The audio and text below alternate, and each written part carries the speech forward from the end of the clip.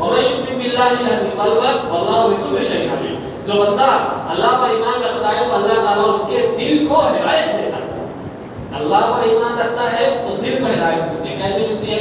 سعودی عرب کے مفتی اعظم ہیں ابھی فی الحال، جو جب حج ہوتا ہے تو میدان مینا میں جو خطبہ ہوتا ہے میدان عرفات کے مینا میں وہ خطبہ دیتے ہیں. تو انہوں نے کتاب التوحید کی شرح لکھی، اس میں اس آیت کی تشریح کرتے ہوئے لکھتے ہیں کہ جب بندہ اللہ پر ایمان رکھتا ہے اور اللہ کی صحیح معنوں میں تعظیم اور تقریب کرتا ہے، ایمان رکھتا ہے، تعظیم و تقریب کرتا ہے، اور جن باتوں کے کرنے کا اللہ نے حکم دیا اسے کرتا ہے، جن باتوں سے اللہ نے روکا ہے اسے رک جاتا ہے، تو تعظیم کرنے کی وجہ سے، اللہ کے احکامات کے ماننے کی وجہ سے اللہ تعالیٰ اس بندے کو اس بات کی توفیق دیتا ہے کہ وہ بندہ اللہ تعالیٰ کی عبادت میں لگ جاتا ہے، اور اللہ تعالیٰ اس کو صبر پر اور تقدیر پر راضی رہنے کے لیے اللہ تعالیٰ اس کو راضی کر دیتا ہے، اس کو تیار کر دیتا ہے کہ بندہ اللہ ان الحمد للہ نحمده ونستعینه ونستغفره ونعوذ بالله من شرور انفسنا ومن سيئات اعمالنا من يهده الله فلا مضل له ومن يضلل فلا هادي له واشهد ان لا اله الا الله وحده لا شريك له واشهد ان محمدا عبده ورسوله يا ايها الذين امنوا اتقوا الله حق تقاته ولا تموتن الا وانتم مسلمون يا ايها الناس اتقوا ربكم الذي خلقكم من نفس واحده وخلق منها زوجها وبث منهما رجالا كثيرا ونساء واتقوا الله الذي تساءلون به والارحام ان الله كان عليكم رقيبا يا ايها الذين امنوا اتقوا الله وقولوا قولا سديدا يصلح لكم اعمالكم ويغفر لكم ذنوبكم ومن يطع الله ورسوله فقد فاز فوزا عظيما اما بعد فان خير الحديث كتاب الله وخير الهدي هدي محمد صلى الله عليه وسلم وشر الامور محدثاتها وكل محدثه بدعه وكل بدعه ضلاله وكل ضلاله في النار. اعوذ بالله من الشيطان الرجيم. بسم الله الرحمن الرحيم. ما اصاب من مصيبه في الارض ولا في انفسكم الا في كتاب من قبل ان نبراها ان ذلك على الله يسير لكي لا تأسوا على ما فاتكم ولا تفرحوا بما آتاكم إن الله لا يحب كل مختال فخور. حمد و صلاۃ کے بعد گزشتہ ہفتے ہم نے ایمان بالقدر سے متعلق کچھ بنیادی باتیں آپ کے سامنے پیش کی تھی. آج کے اس خطبے میں اسی عنوان کو ہم آگے بڑھائیں گے اور کچھ ایسی اہم باتیں جو عقیدہ تقدیر یا ایمان بالقدر کے متعلق ہے ہم اسے جاننے کی کوشش کریں گے اور یہ جانیں گے کہ ایک بندہ مومن جب اللہ تعالیٰ کی تقدیر پر ایمان رکھتا ہے تو اس کے کیا فائدے اور اس کے کیا مؤثرات یا اس کے کیا اثرات اس کی زندگی میں اس کو دیکھنے کو ملتے ہیں. سب سے پہلے ہم اس بات کو جاننا چاہیے کہ انسانی تخلیق کے 5 مراحل ہیں. پہلا مرحلہ عالم ارواح کا ہے کہ اللہ تعالیٰ نے پہلے تمام روحوں کو پیدا کیا اور ان سے پوچھا کہ الست بربکم، کیا میں تمہارا رب نہیں ہوں؟ تمام روحوں نے کہا قالوا بلی، بے شک تو ہی ہمارا رب ہے. تو سب سے پہلے اللہ نے روحوں کو پیدا کیا. یہ انسانی پیدائش کا سب سے پہلا مرحلہ تھا. دوسرا مرحلہ عالم رحم مادر کا ہے کہ اس کو ماں کے رحم میں ایک حقیر پانی کی شکل سے اللہ تعالیٰ اس کو گزارتا ہے اور دھیرے دھیرے وہی ایک پانی ایک انسان کی شکل اختیار کر جاتا ہے۔ تیسرا مرحلہ عالم دنیا کا ہے اور چوتھا مرحلہ عالم برزخ کا ہے، قبر کی زندگی، جب انسان وفات پا جاتا ہے اور جب قیامت کے دن اسے اٹھایا جائے گا تو وفات سے لے کر قیامت کے اٹھائے جانے دن تک جو پیریڈ ہے، جو مرحلہ ہے، اسے عالم برزخ کہا جاتا ہے۔ چاہے اس بندے کو قبر میں دفن کیا جائے، چاہے اس شخص کو پانی کے حوالے کر دیا جائے، یا اسے جو لوگ جلانے کا اعتقاد رکھتے ہیں، چاہے جیسے ہو، موت سے لے کر قیامت کے دن تک کا جو مرحلہ ہے اسے عالم برزخ کہا جاتا ہے۔ پانچواں مرحلہ ہوگا آخرت کے دن کا، جب لوگ اللہ کے یہاں حاضر کیے جائیں گے اور لوگوں کو اللہ کے یہاں جمع کیا جائے گا۔ ان پانچوں مراحل میں اگر آپ غور کریں کون سا مرحلہ ہمارے لیے زیادہ اہم ہے، سوچیں تو آپ کو پتہ چلے گا یا آپ کو اندازہ ہوگا کہ آخرت کا مرحلہ ہمارے لیے سب سے زیادہ اہم اور امپورٹنٹ ہے۔ کیوں؟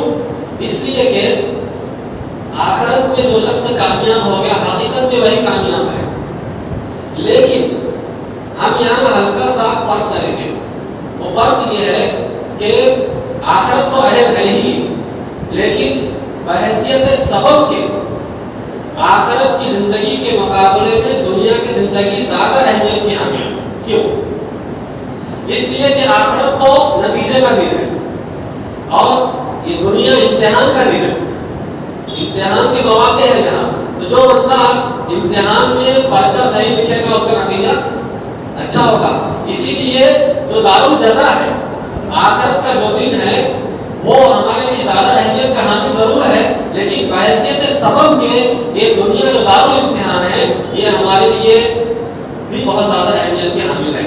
انسان جیسا عمل یہاں کرے گا ویسے ہی نتائج آخرت میں متعین ہونے والے ہیں۔ لہٰذا دنیا کی زندگی میں ایک مومن کے لیے سب سے اہم چیز یہ ہے کہ وہ اپنے صحیح اسلامی عقیدے کا علم حاصل کرے۔ اس لیے کہ رسول اللہ صلی اللہ علیہ وسلم نے بیان فرمایا انما الاعمال بالخواتیم، اعمال کا دار و مدار انسان کے خاتمے پر ہوتا ہے۔ جس عقیدے پر، جس منہج پر، جس سوچ اور جس فکر پر وہ مرے گا قیامت کے دن اسی پر اٹھایا جائے گا۔ اس مناسبت سے دنیاوی زندگی میں صحیح عقیدے کا علم حاصل کرنا اور صحیح عقیدے پر موت کے لیے دعا کرنا، اس کے لیے توفیق طلب کرتے رہنا، اس کے لیے کوشش کرتے رہنا، یہ ایک مسلمان کے لیے، ایک مومن کے لیے بہت ضروری ہے۔ اسی پر تو آخرت کے نتائج متعین ہونے والے ہیں۔ اس مناسبت سے ارکان اسلام اور ارکان ایمان کا ہمارے لیے جاننا بہت ضروری قرار پاتا ہے۔ اسی میں سے ہم ایک دیکھ رہے ہیں ایمان بالقدر۔ ہم نے گزشتہ ہفتے میں کچھ اس سے بنیادی باتیں دیکھی تھی، اس سے آگے کچھ باتیں ہم دیکھتے ہیں۔ تقدیر کے متعلق علمی سطح پر اور عوامی سطح پر شبہات پائے جاتے ہیں، اور عوامی سطح پر جو شبہات پائے جاتے ہیں ان میں سے ایک شبہ یہ ہوتا ہے کہ ایک بندہ اپنے جرائم کو تقدیر کی طرف پھیر کر مزید جرائم کرنا چاہتا ہے، اپنے گناہوں کو تقدیر کی طرف پھیر کر مزید گناہ کرنا چاہتا ہے۔ جیسے کوئی آدمی اگر نماز نہیں پڑھتا ہے، آپ اسے کہیے کہ نماز پڑھا کرو، کبھی کبھی اس کا جواب یہ ہوتا ہے کہ آپ رہنے دیجیے، میری تقدیر میں ہوگا تو میں نماز پڑھوں گا۔ کوئی آدمی کوئی اور گناہ کا کام کر رہا ہے، آپ اس سے کہیں گے بھائی اسے رکیے، یہ اچھی بات نہیں، یہ گناہ کا کام ہے، وہ یہ کہے گا کہ آپ رہنے دیجیے، میری تقدیر میں ہوگا تو میں رک جاؤں گا۔ کوئی نوجوان ہے جو کام کاج نہیں کرتا، بس بالکل گھر میں بیٹھا ہوا ہے، ذمہ داری ادا نہیں کرنا چاہتا، جب اس سے آپ کہیے کہ آپ نوجوان آدمی ہو، ابھی ہاتھ پیر مضبوط ہو رہے ہیں، مضبوط ہو چکے ہیں، آپ محنت کرو، آگے بڑھو، وہ کیا کہتا ہے؟ نہیں، میری تقدیر میں ہوگا تو میں کروں گا۔ یعنی وہ عاجز ہو چکا ہے، وہ کرنا نہیں چاہتا۔ یہ مفہومی تقدیر کا غلط سمجھا اس نے۔ کیوں؟ اس لیے کہ آپ کی جو حرکت ہے، آپ کی جو حرکت ہے اس سے جو نتیجہ نکلے گا حقیقت میں اس کو تقدیر کہا جاتا ہے۔ آپ کی حرکت بھی تقدیر ہے، اس سے جو نتیجہ متعین ہوگا وہ بھی تقدیر ہے۔ اس کی دلیل نبی کریم صلی اللہ علیہ وسلم کی حدیث ہے جس میں آپ صلی اللہ علیہ وسلم نے ارشاد فرمایا کہ لو انکم کنتم توکلون علی اللہ حق توکلی لرزقکم کما یرزق الطیر، اگر تم اللہ پر اس طریقے سے یقین کرو، بھروسہ کرو جیسا کہ اس پر بھروسہ کرنے کا حق ہے، تو وہ تم کو اس طرح روزی دے گا جس طرح پرندوں کو روزی دیتا ہے، کہ جب وہ صبح ہوتی ہے تو اپنے گھونسلوں سے نکلتے ہیں اور خالی پیٹ ہوتے ہیں، اور جب شام ہوتی ہے تو اپنے گھر کی اپنے گھونسلوں کی طرف واپس پلٹتے ہیں تو ان کا پیٹ جو ہوتا ہے وہ بھرا ہوا ہوتا ہے۔ پتہ کیا چلا کہ حقیقت میں تقدیر یہ ہے کہ بندہ اللہ پر اس طرح بھروسہ کرے کہ وہ کوشش کرے، جیسے پرندے گھونسلوں سے نکل کر دانا پانے کی تلاش میں کوشش کرتے ہیں، تو کوشش کرنا اور اللہ پر بھروسہ کرنا یہ حقیقت میں تقدیر ہے۔ آپ کوشش نہ کریں نماز پڑھنے کی، کوشش نہ کریں رزق کے حصول کی، کوشش نہ کریں قربانی دینے کی، کوشش نہ کریں لوگوں کو صحیح بات پہنچانے کی، اور آپ سوچیں گے سب اچھا ہو جائے گا، سب لوگ ہدایت پر آ جائیں گے، آپ کے سارے معاملات صحیح ہو جائیں گے، آپ بہت بڑی غلطی پر۔ دوسری بات یہ، اگر کوئی شخص یہ شبہ پیش کرتا ہے کہ اگر میری تقدیر میں ہوگا تو میں نے ایک انسان بنوں گا، تو یاد رکھیے گا یہ شبہ اتنا خطرناک ہے کہ اللہ تعالیٰ نے قرآن مجید میں کافروں کی سب سے بدترین جو قسم ہے منافقین، ان کا طرز بتایا ہے کہ وہ ایسا کہتے ہیں کیا؟ لو شاء اللہ ما اشرکنا، اگر اللہ چاہتا ہم شرک نہ کرتے، اللہ اگر چاہتا تھا وہ شرک نہ کرتے ہیں، اپنے شرک کو اللہ کی طرف منسوخ کرتے ہیں جو کافرین ہیں منافقین ہیں۔ اور انہی منافقین کا ایک تذکرہ اللہ نے فرمایا کہ ان لوگوں نے ایسے مسلمانوں کے بارے میں جو میدان جنگ میں شہید کیے گئے، ان لوگوں نے یہ کہا تھا کہ اگر وہ ہمارے پاس ہماری بات مان لیتے ہیں، ہمارے پاس رہتے اور میدان جہاد میں نہ جاتے تو قتل نہ کیے جاتے۔ کیا کہہ رہا ہے وہ بندہ؟ کیا وہ یہ کہنا چاہتا ہے کہ اللہ تعالیٰ نے بندے کے لیے جو تقدیر لکھ دی ہے، جو اللہ نے اپنے پاس اختیار رکھا ہے، اگر وہ ایسا تمہارے گھروں میں بیٹھے رہتے میدان جنگ میں جاتے تو وہ تقدیر نافذ نہ ہوتی؟ اللہ تعالیٰ کے اختیار کو اپنے ہاتھ میں لے رہے، بولے کہ تمہارے گھر میں بیٹھے رہنے سے تمہارا ایکسیڈنٹ نہ ہوتا تو اللہ تعالیٰ کے تقدیر کا بھی کیا مانا؟ رسول اللہ صلی اللہ علیہ وسلم نے سلسلے بہت ہی عظیم تعلیمات دی۔ آپ نے فرمایا آپ احرص علی ما ینفعک، تم نفع بخش چیزوں کے حریص بن جاؤ، اس کے لیے کوشش کرو، اس کے لیے آگے بڑھو، اور واستعن باللہ، کوشش کے ساتھ ساتھ اپنے امور میں اپنے معاملات میں اللہ سے مدد بھی طلب کرتے رہا کرو۔ صرف روزی کے لیے کوشش نہ کرو بلکہ اللہ سے مدد طلب کرو، بیماری کے لیے دوا کے لیے کوشش نہ کرو، دوا کی کوشش کے ساتھ ساتھ اللہ سے مدد بھی طلب کرتے رہا کرو، اس سے عافیت بھی طلب کرتے رہا کرو، یہ بھی ضروری ہے۔ نفع بخش چیزوں کے حریص بن جاؤ اور اللہ سے مدد طلب کرتے رہو۔ ولا تعجزن، عاجز اور ناکارہ نہ ہو جاؤ، گھر میں بیٹھے نہ رہو، بلکہ کیا کرو؟ واستعن باللہ ولا تعجزن، اللہ سے مدد طلب کرتے رہو اور تم عاجز اور ناکارہ نہ ہو جاؤ۔ اور پھر کیا فرمایا؟ وَإِنْ أَصَابَكَ شَيْءٌ، اللہ سے مدد طلب کرنے کے بعد، کوشش کرنے کے بعد جب کوئی مصیبت تمہارے پاس میں آ جائے تو کیا کرو؟ وَإِنْ أَصَابَكَ شَيْءٌ، تمہارے اوپر کوئی مصیبت آ جائے تو تم یہ نہ کہا کرو کہ لو انی فعلت لکذا وکذا، لکان کذا وکذا، کہ اگر میں ایسا کر لیتا تو ایسا نہیں ہوتا، یا ایسا کر لیتا تو ایسا ہو جاتا۔ فرمایا اس لیے کہ ایسا کہنا، لو کہنا، اگر کہنا، اگر مگر کہنا، یہ تفتح عمل الشیطان، شیطان کے دروازے کو کھولنے والا ہے۔ اب ایک شخص کا ایکسیڈنٹ ہو گیا، اب وہ یہ کہے کہ اگر میں اس راستے سے نہیں جاتا تو ایکسیڈنٹ نہیں ہوتا، یہ غلط ہے، اس واسطے کہ اس راستے سے جانا اور ایکسیڈنٹ کا ہونا یہ تمہارا مقدر تھا، جو اللہ نے تقدیر میں تمہارے لکھ دیا وہ ہو کر رہے گا، لہٰذا تم کیا کہو؟ قدر اللہ ما شاء فعل، تم یہ کہا کرو کہ جیسا اللہ نے چاہا ویسا ہوا، اس واسطے کہ جو اللہ چاہتا ہے وہی ہوتا ہے، جو اللہ نے چاہتا وہ نہیں ہوتا۔ جو مصیبت میں پہنچنے والی ہوتی ہے وہ پہنچ کر رہتی ہے، جو نہیں پہنچنے والی ہوتی ہے وہ کبھی نہیں پہنچے۔ تو یہ اگر مگر کا جو دروازہ ہے یہ شیطان کے دروازے کو کھولنے والا ہے، یہ انتہائی خطرناک ہے، اس سے بندے کی عقیدہ تقدیر پر بہت خطرناک اثر پڑتا ہے۔ لہٰذا جو بندہ اللہ کی تقدیر پر ایمان رکھتا ہے اس کو چاہیے کہ وہ مصیبت کے آ جانے پر یہ کہے کہ جیسا اللہ نے چاہا ویسا ہو، جیسا اللہ نے مقدر کیا تھا ویسا ہی ہو۔ ہاں یہ شخص کہہ سکتا ہے ایسا کہ اگر اللہ نے مجھے مال دیا تو میں اللہ کے راستے میں خرچ کروں گا، آئندہ ہونے والی چیز کے بارے میں جو ابھی ہوئی نہیں ہے، آئندہ ہونے والی چیز ہے اور نیکی کا عمل ہے، تو وہ اس کے بارے میں اگر کہہ سکتا ہے کہ اگر اللہ نے مجھے علموں سے نوازا تو میں بھی لوگوں میں دعوت و تبلیغ کا کام کروں گا، اللہ نے مجھے مال سے نوازا میں مسجد بناؤں گا، اللہ نے مجھے دولت سے نوازا میں اپنے بچوں کو اعلیٰ سے اعلیٰ تعلیم دوں گا، اس طرح کی باتیں کہہ سکتا ہے، اس میں کوئی حرج نہیں ہے۔ تو پتہ ہی چلا کہ جو لوگ یہ کہتے ہیں کہ اگر ہم ایسا نہ کرتے تو ایسا نہ ہوتا، یہ غلط ہے، یہ تقدیر کے متعلق ایک شبہ ہے۔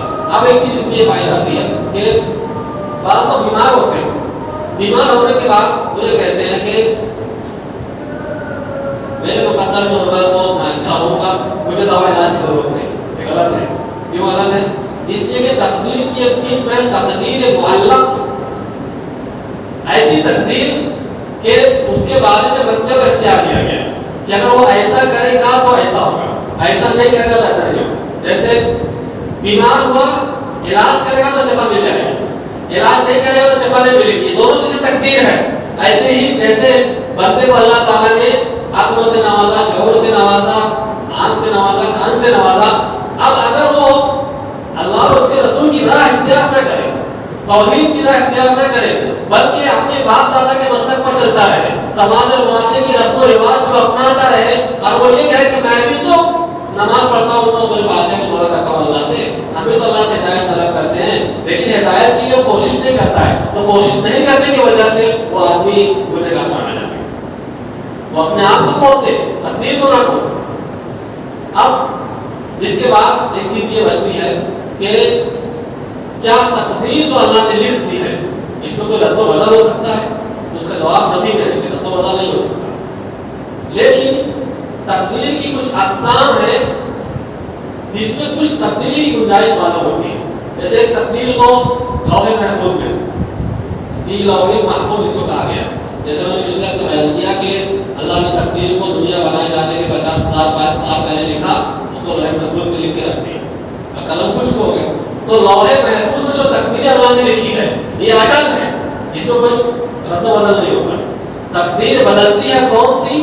جب اس لوح محفوظ سے اٹھا کر کے ایک سال کا جو شیڈول لیلۃ القدر میں فرشتوں کو سونپا جاتا ہے اور وہاں سے ایک سال کا شیڈول چلتے رہتا ہے، تو اس فرشتوں کو سونپے جانے والے شیڈول میں اللہ تعالیٰ تبدیلی فرماتا ہے۔ کیسے؟ بندے کی دعا کی وجہ سے، جیسا کہ عبداللہ بن عمر رضی اللہ عنہ سے روایت ہے کہ اللہ کے رسول صلی اللہ علیہ وسلم نے فرمایا آیرد الدعاء الا القضاء، کوئی چیز تقدیر کو رد نہیں کر سکتی مگر دعا رد کر سکتی ہے۔ تقدیر کو کوئی چیز بدل نہیں سکتی مگر دعا سے تقدیر بدل جاتی ہے، لہذا اللہ سے دعا کرتے رہنا چاہیے کہ اللہ تعالیٰ ہمارے لیے ہر طرح سے خیر کا، عافیت کا اور امن اور سلامتی کا فیصلہ ہماری تقدیر میں فرمائے۔ تو جو تقدیر فرشتوں کو سونپی جاتی ہے اس تقدیر میں اللہ تعالیٰ رد و بدل کرتا ہے، تبدیلی کروا دیتا ہے۔ اور یہ بات یاد رکھنی چاہیے کہ اللہ نے فرمایا یمحو اللہ ما یشاء ویثبت، جس چیز کو اللہ چاہے باقی رکھے، جس کو چاہے اللہ مٹا دے۔ تقدیر اللہ تعالیٰ کے علم کے تابع ہے، اللہ کی قدرت کے تابع ہے، اس کی مشیت کے تابع ہے۔ تقدیر نے اللہ کے ہاتھ پر ہاتھ باندھ نہیں دی ہے، تقدیر نے اللہ تعالیٰ کو مجبور نہیں کر دیا ہے، لہٰذا بندہ دعا کرتا ہے اللہ تعالیٰ اس دعا کی وجہ سے اس کی تقدیر کو تبدیل فرما دیتا ہے۔ اب تقدیر کے متعلق دو بہت اہم بات یاد رکھیے گا۔ نمبر ایک یہ کہ تقدیر کے درجات میں علامہ ابن تیمیہ نے اپنی مشہور کتاب العقیدۃ الواسطیہ، عام طور پہ جو بڑے مدارس ہوتے ہیں ان مدارس میں یہ کتاب نصاب تعلیم ہوتی ہے، اس کتاب کے اندر ایمان بالقدر کے سلسلے میں بہت اہم اور مفید باتیں آپ نے بیان کی ہے۔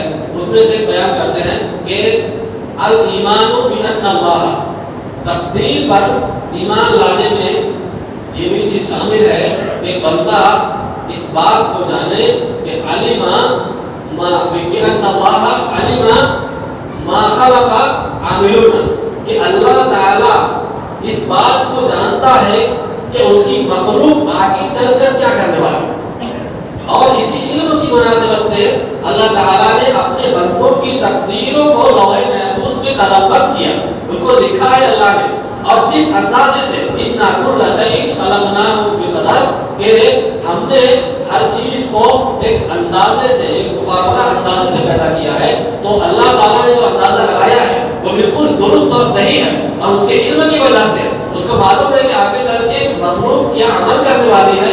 کوئی بھی چیز اللہ تعالیٰ کے علم سے چھپی ہوئی نہیں ہے، جیسا کہ اللہ نے فرمایا، اس کی دلیل ذکر کی گئی ہے کہ اللہ نے فرمایا کہ ربنا وسعت كل شيء رحمة وعلما، فرشتے اللہ سے یہ دعا کرتے ہیں کیا؟ ربنا وسعت كل شيء رحمة وعلما، اے ہمارے پروردگار تو نے اپنی رحمت اور اپنے علم سے ہر چیز کو گھیرے رکھا ہے، ہر چیز کا احاطہ کیے ہوئے ہے۔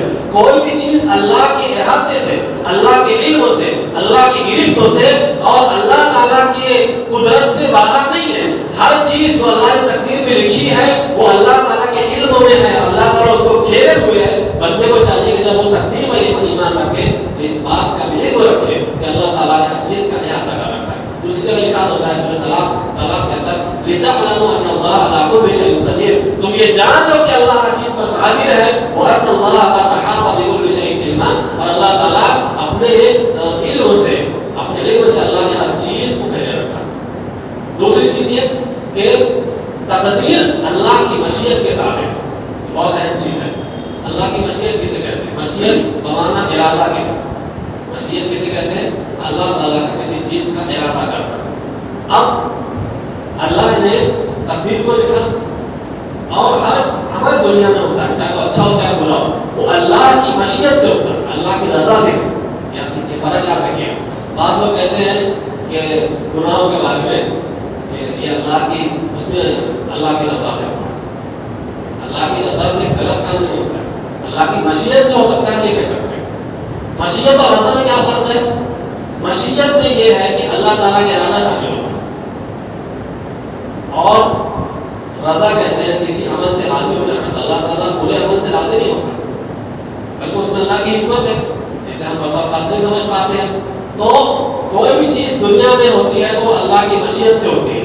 دنیا میں ہر اچھا عمل اللہ کی رضامندی سے ہوتا ہے، ہر اچھا عمل اللہ کی رضامندی سے ہوتا ہے۔ جو چیز اللہ کی مشیت سے ہو رہی ہے لازم نہیں ہے کہ اس میں اللہ کی رضا بھی شامل ہو، لہٰذا برائی کا انتساب اللہ کی طرف نہیں کرنا چاہیے۔ ہمارے یہاں تاریخ میں ایک فرقہ ایسا پیدا ہوا جس نے اچھائی کا خالق کسی اور کو مان لیا، اللہ کو، اور برائی کا خالق کسی اور کو مان لیا، یعنی دو خالق مان لیے، اس نے دو معبود پیدا کر دیے، دو معبود مان لیے، پیدا نہیں معبود مان لیے۔ یہ غلطی کیوں انہوں نے کہ تقدیر کا مسئلہ جب نہیں سمجھا تو دو معبود بنا دیا۔ جبکہ ہم یہ کہتے ہیں کہ دنیا میں جو عمل ہوتا ہے، جو بھی عمل ہوتا ہے، ہر عمل کا خالق اللہ۔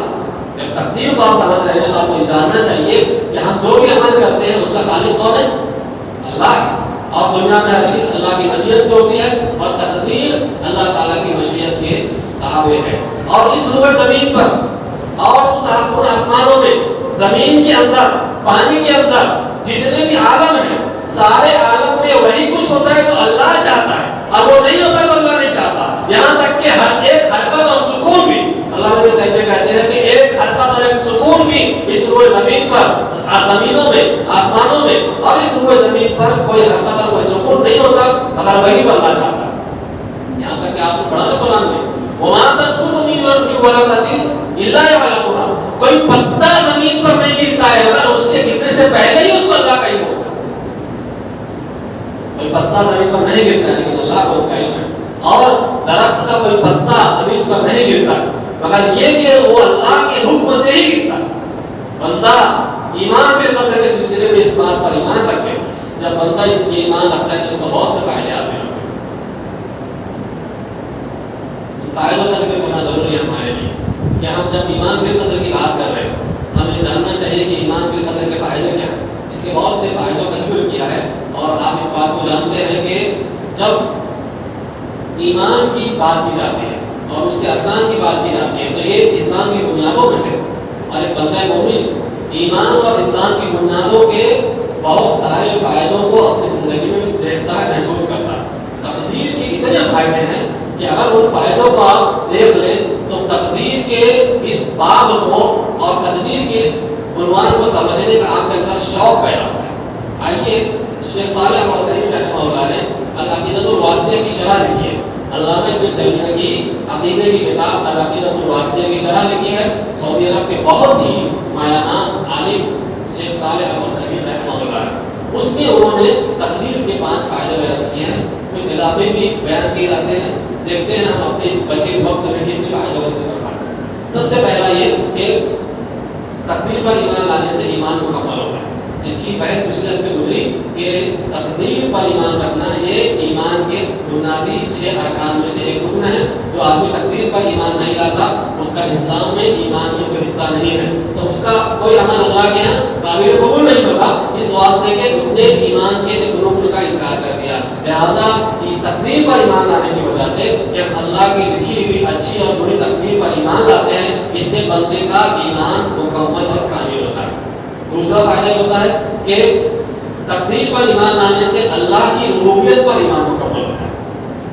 ربوبیت مطلب اللہ کا جب ہم مانتے ہیں تو مطلب یہ ہوتا ہے کہ ہر چیز کو اللہ نے پیدا کیا, اس کو کھلاتا وہی ہے, مخلوقات کو پلاتا وہی ہے, اور ہوا وہی چلا رہا ہے, پانی وہی برساتا ہے, سبزے وہی اگاتا ہے. یہ سب ربوبیت سے تعلق رکھتے ہیں. تو ہمارا جو عمل ہے وہ اللہ کی مخلوق ہے.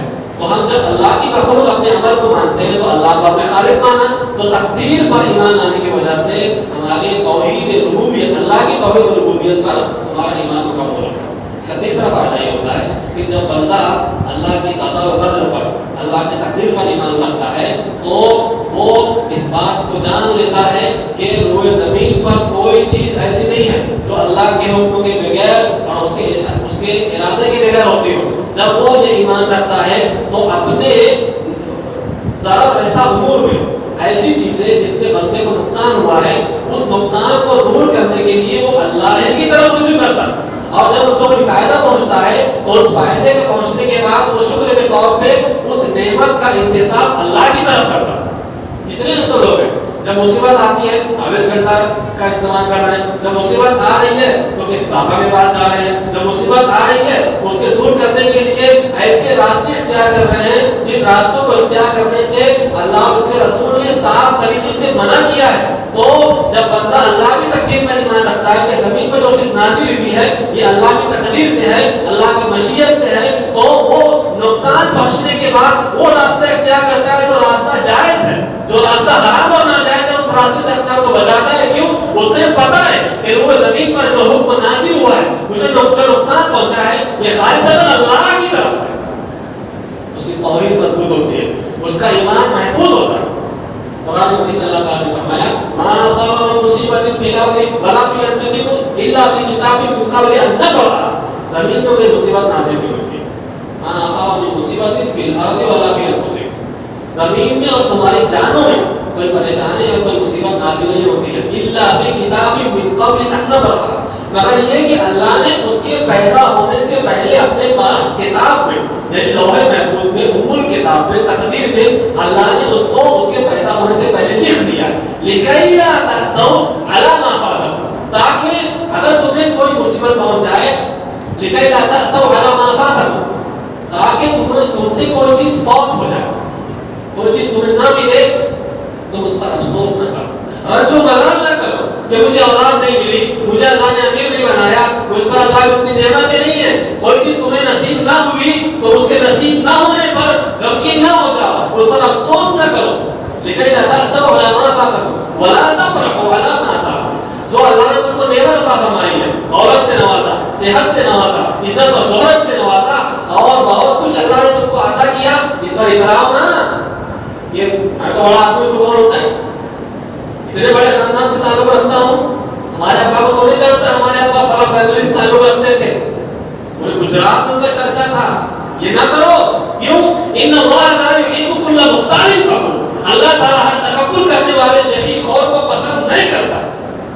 تکبر اللہ کا اظہار ہے, اللہ کا چاہتا ہے, جیسے اللہ کی شان کو لائق ہے, جو اس کو لے گا اللہ اس کو عذاب دے گا. رائی کے دانے کے برابر تکبر ہوگا تو وہ جنت میں داخل نہیں ہو سکتا. اللہ کے رسول نے فرمایا.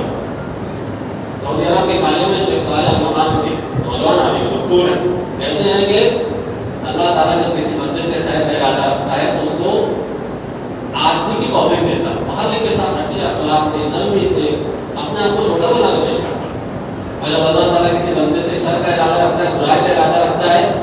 تکبر میں مبتلا کر دیتا ہے۔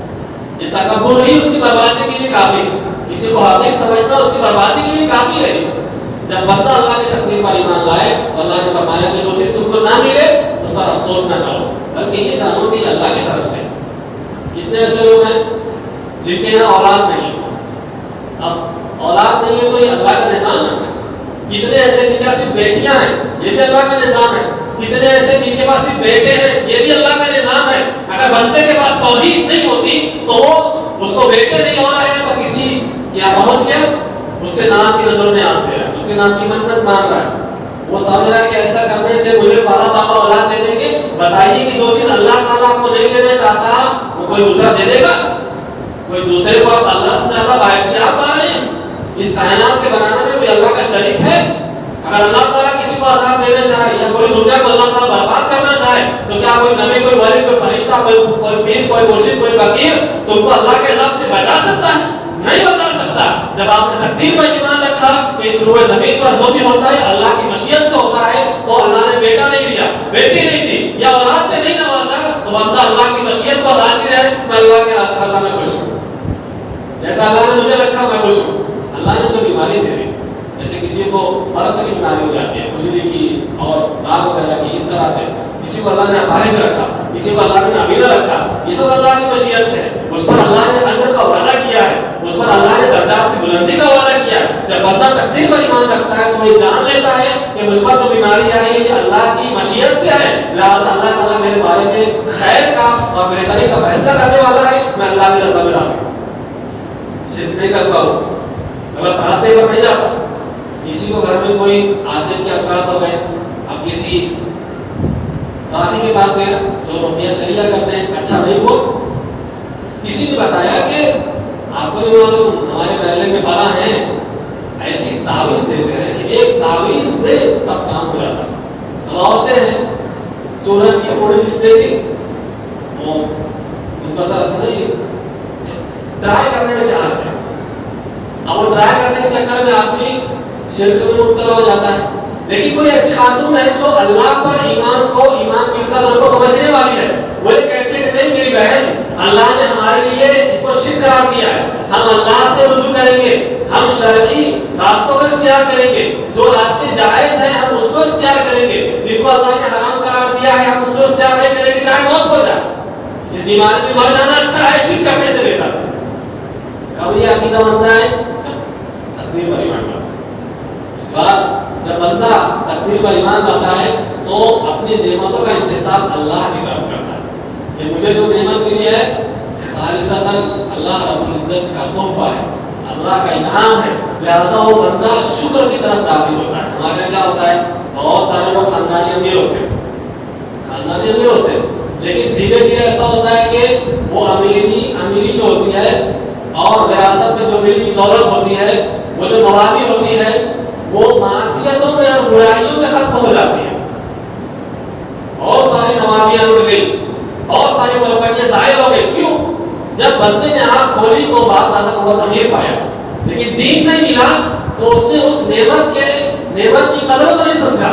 جب نعمت کی قدردانی نہیں جانی تو اللہ کے شکر کو نہیں پہچانا، اللہ کی نعمت کو نہیں پہچانا، لہٰذا برائیوں کو خرچ کرنے لگا، برائی کی طرف جانے لگا، دھیرے دھیرے کروڑوں کی پراپرٹیاں بات دادا کے ضائع ہو گئی، سڑک پر آ گئی۔ تقدیر پر ایمان نہیں لایا، صحیح طریقے سے نہیں سمجھا اس کو، اللہ کے شکر کی طرف بندہ راغب نہیں ہوتا۔ اس طریقے سے جب بندہ مومن اللہ تعالیٰ کی تقدیر پر ایمان لاتا ہے تو اس کے ایمان لانے کی وجہ سے وہ مصیبتوں میں صبر کرنا سیکھ جاتا ہے۔ جیسے یہ اللہ تعالیٰ کا قانون ہے کہ کسی کو اللہ تعالیٰ صرف 30-35 سال 40 سال کی عمر دیتا ہے، کسی بچے کو اللہ تعالیٰ صرف 1 سال کی عمر دیتا ہے، کسی کو اتنی عمر دیتا ہے کہ بس وہ پیدائش کے بعد چند سانسیں ہی دے سکتا ہے۔ کبھی کبھی ایسا ہوتا ہے کہ میاں بیوی آپس میں ایک دوسرے سے بہت محبت کرتے ہیں، لیکن محبت کی یہ گاڑی بہت دن تک نہیں چل پاتی۔ اللہ تعالیٰ کا فیصلہ آتا ہے، کبھی بیوی کا انتقال ہو جاتا ہے، کبھی فیصلہ آتا ہے کبھی شوہر کا انتقال ہو جاتا ہے، کبھی ایسا ہوتا ہے کہ ماں باپ بندے کی عالم طفلیت میں بچپنے میں ماں باپ کا انتقال ہو جاتا ہے، یا کچھ عمر بڑھتی ہے انتقال ہو جاتا ہے، بہت دکھ ہوتا ہے۔ ایسے موقعوں پر بندہ سنبھل جاتا ہے جب وہ تقدیر کے عقیدے کو صحیح طریقے سے سمجھتا ہے. کیوں سمجھتا ہے؟ اللہ نے فرمایا وَمَن يُؤْمِن بِاللَّهِ يَهْدِ قَلْبَهُ وَاللَّهُ بِكُلِّ شَيْءٍ عَلِيمٌ. جو بندہ اللہ پر ایمان رکھتا ہے تو اللہ تعالیٰ اس کے دل کو ہدایت دیتا ہے. اللہ پر ایمان رکھتا ہے تو دل کو ہدایت ملتی ہے. کیسے ملتی ہے؟ سعودی عرب کے مفتی اعظم ہیں ابھی فی الحال، جو جب حج ہوتا ہے تو میدان مینا میں جو خطبہ ہوتا ہے میدان عرفات کے مینا میں وہ خطبہ دیتے ہیں تو انہوں نے کتاب التوحید کی شرح لکھی. اس میں اس آیت کی تشریح کرتے ہوئے لکھتے ہیں کہ جب بندہ اللہ پر ایمان رکھتا ہے اور اللہ کی صحیح معنوں میں تعظیم اور تقریب کرتا ہے، ایمان رکھتا ہے، تعظیم و تقریب کرتا ہے، اور جن باتوں کے کرنے کا اللہ نے حکم دیا اسے کرتا ہے، جن باتوں سے اللہ نے روکا ہے اسے رک جاتا ہے، تو تعظیم کرنے کی وجہ سے، اللہ کے احکامات کے ماننے کی وجہ سے اللہ تعالیٰ اس بندے کو اس بات کی توفیق دیتا ہے کہ وہ بندہ اللہ تعالیٰ کی عبادت میں لگ جاتا ہے، اور اللہ تعالیٰ اس کو صبر پر اور تقدیر پر راضی رہنے کے لیے اللہ تعالیٰ اس کو راضی کر دیتا ہے، اس کو تیار کر دیتا ہے کہ بندہ اللہ کی تقدیر پر راضی ہے. لہٰذا جب ماں باپ کا انتقال ہو گیا اور زندگی میں کوئی محبوب چیز چلی آتی ہے وہ فوراً کہتا ہے انا للہ و انا الیہ راجعون، ہم سب اللہ کے لیے ہیں، ہم کو اسی کی طرف پلٹ کر جانا ہے. اللہم اجرنی فی مصیبتی واخلف لی خیرا منہا، اے اللہ اس مصیبت میں مجھے اجر عطا فرما اور مجھے اس کا نعمت بدل عطا فرما. کاروبار کرتا ہے، کبھی کاروبار میں ترقی نہیں ہو پاتی ہے، کاروبار کرتا ہے، کبھی کبھی کاروبار پورا کا پورا مندی کا شکار ہو جاتا ہے، کبھی کبھی پورا کاروبار لوٹ جاتا ہے، اور کبھی کوئی محبوب چیز انسان سے ختم ہو جاتی ہے تو بندہ اللہ کی طرف رجوع کرتا ہے. یہ تقدیر پر ایمان لانے سے بندے کو یہ فائدہ ملتا ہے. تقدیر پر ایمان لانے کا سب سے بڑا فائدہ یہ ہوتا ہے کہ اللہ بندے سے راضی ہے. اس سے بڑی کوئی نعمت ہو سکتی ہے؟ بتائیے. نبی کریم صلی اللہ علیہ وسلم کی دعاؤں کو یاد کیجیے، تھوڑا ٹائم نکالیے، دعاؤں کو یاد کیجیے. اگر مجھ سے کوئی مدد مل سکے تو میں آپ کی مدد کے لیے تیار ہوں، میں آپ کو وقت دینے کے لیے تیار ہوں. رسول اللہ صلی اللہ علیہ وسلم دعا کیا کرتے تھے اللہم انی اسألک الصحۃ، اے اللہ میں تجھ سے سوال کرتا ہوں صحت کا کہ مجھے اچھی صحت دے. اس سے پتہ چلا صحت اچھی ایک نعمت ہے، اور صحت کے لیے نبی کریم صلی اللہ علیہ وسلم کچھ ورزشیں بھی کیا کرتے تھے، تو ورزش بھی کرنا چاہیے، یہ بھی ایک طریقے سے سنت ہے. اب ایسا نہ ہو کہ آپ بالکل باڈی واڈی بنائیں جم میں جا کر کے اور پھر یوٹیوب کھول کے اور ٹک ٹاک کھول کے بیٹھ جائیں تو تھوڑی سی باڈی میں جو فوٹو بنا ہے اسی میں لگا ہوا. ہمارے بہت سارے لوگ اس طرح کرتے ہیں، یہ غلط ہے. تو اللہ میں سبق صحت، اے اللہ میں اس سے صحت کا سوال کرتا ہوں. صحت اچھی ہوتی ہے تو عبادت میں دل لگتا ہے، صحت اچھی ہوتی ہے تو ہر کام آسان ہو جاتا ہے. والعفت کرتا اس سے میں پاک دامنی کا سوال کرتا ہوں. نوجوان بہنوں کے لیے، نوجوان بھائیوں کے لیے پاک دامنی بہت ضروری ہے. آج ہمارے لیے بہت بڑی آزمائش بن گئی ہے فتنہ کی ابتدار کہ ہمارے مسلم بہنیں غیر مسلم لڑکوں کے ساتھ اس معاشرہ کر کے اپنے دین کو، ایمان کو برباد کر رہی ہے، تو وہ ملت کے زمین کا سودا کر رہی ہے، مسلمانوں کی عزت اور آبرو کو برباد کر رہی ہے، مسلمانوں کے لیے بدنامی کا سبب بن رہی ہے. اس کے لیے ضروری ہے کہ آپ نوجوان اور ہماری نوجوان بہنیں اور ان کی بیٹیاں پاکدامن بنے، اپنی عزت پر حرف نہ آنے دیں. عورت کی جو زینت ہے وہ حیا سے ہوتی ہے، عصمت اور عفت سے ہوتی ہے، اس کا ہر حال میں لحاظ رکھا جائے. تو دعا کرتے ہیں والعفت والامانۃ، اس سے میں امانت داری کا سوال کرتا ہوں. حضرت عمر کہا کرتے تھے کہ کسی آدمی کا نماز روزہ نہ دیکھو، یہ دیکھو وہ امانت دار ہے کہ نہیں، زبان میں امانت ہے کہ نہیں، مال میں امانت داری ہے کہ نہیں، وعدے کی پاسداری کرتا ہے یا نہیں کرتا ہے. ہر اعتبار سے اس کی امانت کو معیار قرار دیا گیا. تو امانت کا سوال کرتا ہوں اس سے، امانت داری کا. وحسن الخلق، اچھے اخلاق کا، اس پر ہم کل بحث کریں گے. والرضا بالقدر، اور اس سے اس بات کا سوال کرتا ہوں کہ میں تیری لکھی ہوئی تقدیر سے راضی ہوں. حدیث کے اندر آتا ہے کہ جب بندے کو کوئی مصیبت آتی ہے تو وہ اللہ سے جب راضی ہو جاتا ہے تو اللہ اس سے راضی ہو جاتا ہے، اور جب وہ اللہ سے راضی نہیں ہوتا، ناراض ہوتا ہے، شکوہ شکایت کرتا ہے تو اللہ بھی اس سے ناراض ہو جاتا ہے. لہٰذا بندہ مصیبت میں اللہ کی تقدیر پر، اللہ کی رضامندی میں اگر وہ راضی رہتا ہے تو اس کو بھی اللہ کی رضامندی ملتی ہے. تقدیر کے عظیم فوائد میں سے یہ کچھ فائدے ہیں، اگر اس پر آپ غور کریں گے تو بہت سارے فائدوں کو آپ اور بھی غور کر سکتے ہیں جو ہماری زندگی میں ہمیں دیکھنے کو ملتے ہیں. اللہ رب العزت سے دعا ہے کہ وہ ہمیں اس بات کی توفیق دے کہ ہم تقدیر کے عقیدے کو سمجھ کر عقیدہ تقدیر پر ہم راضی خوش رہیں. اللہ نے ہم پر جو مصیبتیں نازل کی ہیں، اللہ تعالیٰ ہمیں اپنے فضل و کرم سے ان مصیبتوں سے نجات دے. اللہ تعالیٰ اسلام کی اور مسلمانوں کی ہر اعتبار سے ہر جگہ حفاظت فرمائے، اور اللہ تعالیٰ ہمیں دنیا میں ہر شر سے، ہر گناہ سے عافیت دے اور اللہ تعالیٰ ہمیں آخرت میں بھی اپنے عذاب سے عافیت دے. ہمیں جب دنیا میں زندہ رکھے سنت پر صحیح عقیدے پر صحیح منہج پر زندہ رکھے. جب ہمیں موت دے تو اللہ تعالیٰ ہمیں سنت پہ موت عطا فرمائے.